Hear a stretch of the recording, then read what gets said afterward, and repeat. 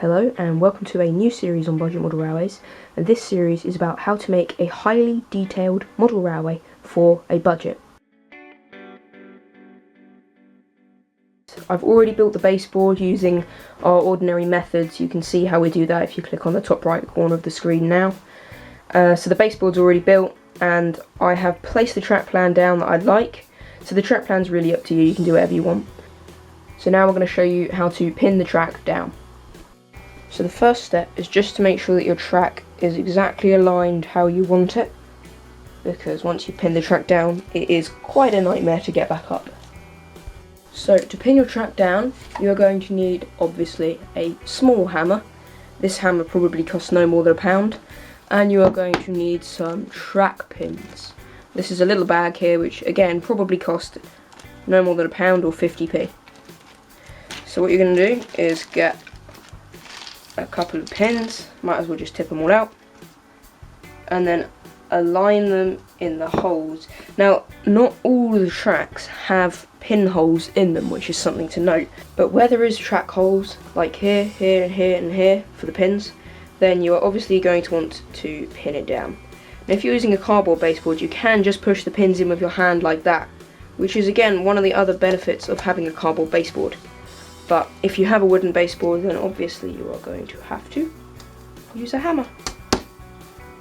And I don't think I really need to show you how to use a hammer. So then you do that for the whole of the layout.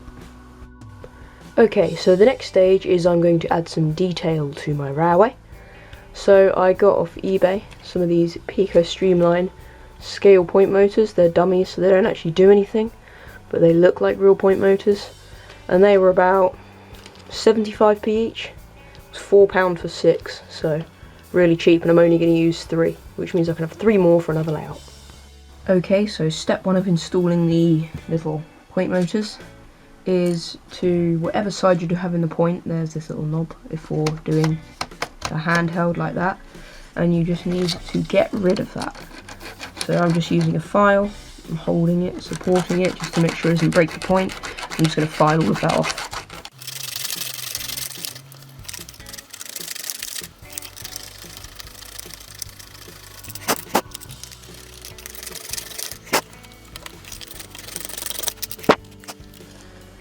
Okay, so I filed it down a little bit. I haven't filed it completely flat, and I just want to see whether you don't have to file it the whole way, I don't think. Right, so there you go, you can see the point still moves really flush, like that.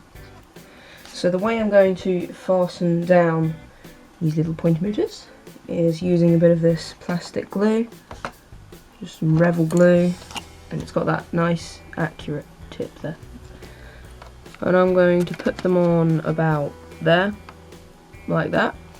And so if I look, the sleepers I need to glue, that one, and that one. So I'm just going to put a little bit of glue on the ends of them sleepers.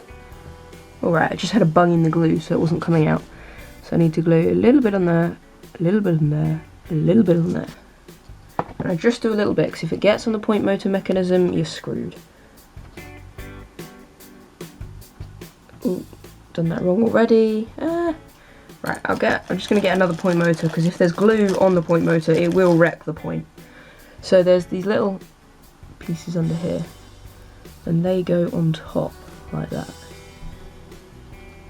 And then you can put that on. And while it's drying, I recommend you check this still moves, which it does. And then you're going to want to support it while it's drying. Some little weight to go under here, just to hold it up. And then I've got a battery just to keep it on. And just check it moves once again, which it does. So that's one. Now I'm going to do all the others. Right, so while them point motors are drying, I am going to install these. Now these are little colour light signals that we got off eBay. I reckon that we paid about £1.50 each for them, and I'm going to use 3 on this layout.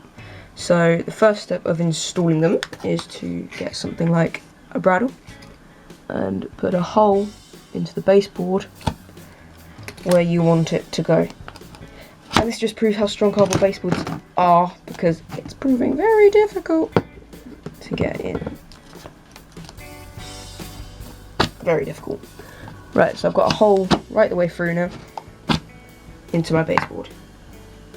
And what I'm hoping is that's going to be big enough to feed all of these wires down into there.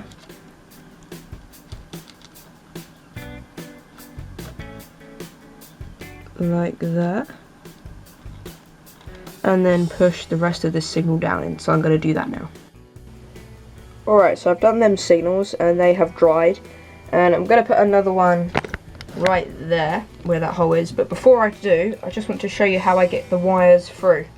So the first thing I use once I've done the hole, which I tend to use doing a little drill bit and a bradawl, is I get a piece of straw and I feed that down and in like that, and that goes all the way through the baseboard.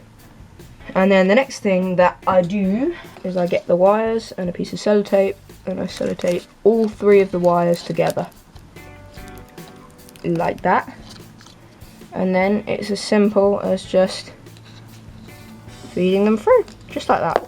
Okay, so that's all of the additions that I'm going to do in part 1 of track detail. So I've got fake point motor, 2 red-green colour signals, another fake point motor, and a signal.